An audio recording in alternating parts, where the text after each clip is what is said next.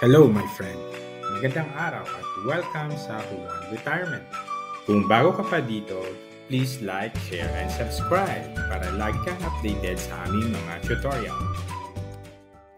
Madalas na tanong ng mga bagong SSS retiree, may 13th month ba kami? Magkano? Paano mag-apply? So sa araw na ito, pag-usapan natin ang mga tanong tungkol sa 13th month SSS pension mo. Tara na! Ano nga ba ang SSS 13th month pension? Ang 13th month pension ay isang bonus na katumbas ng isang buong buwan ng iyong basic monthly pension o BMP. Ito ay additional benefit na dagdag doon sa monthly pension mo at binibigay ito para sa lahat ng monthly pensioners. Tamang-tama ito para may magagamit ka sa Pasko. Sino naman ang mga nakakakuha ng 13th month pension sa SSS? Kung ikaw ay tumatanggap ng buwan ng SSS retirement pension o di kaya isang survivor pensioner ng iyong namayapan ng asawa, kasama ka dito sa tatanggap ng 13th month SSS pension. Kahit na nag-avail ka ng 18th month advance na pension, makakatanggap ka pa rin ng 13th month pension benefit dahil hindi kasali ang 13th month pension sa tinanggap mo na 18th month advance. Oo nga pala, kung may tanong ka tungkol sa 18th month advance kung paano ito ginagawa, may video na akong ginawa para dito at nakalagay ang link sa description. Kailangan bang mag-apply para maka-avail ng 13th month pension?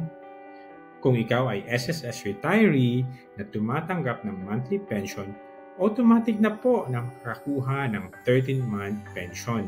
No need na po na mag-apply. Kailan makakakuha ng SSS 13th month pension? Karaniwang natatanggap ang SSS 13th month pension sa huling linggo ng Nobyembre o di kaya sa unang linggo ng Disyembre. Separate itong binibigay sa regular na December pension.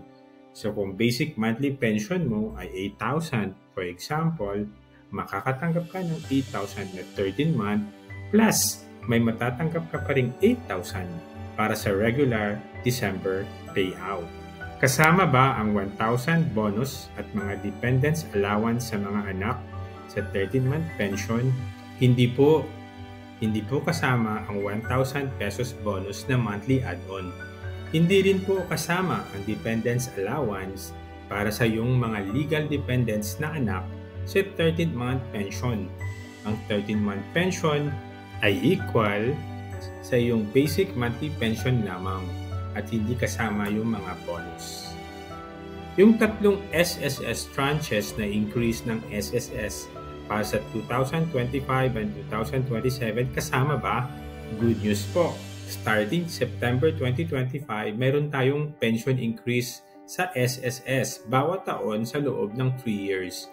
Ang increase na ito ay nagpapalaki ng iyong basic retirement pension.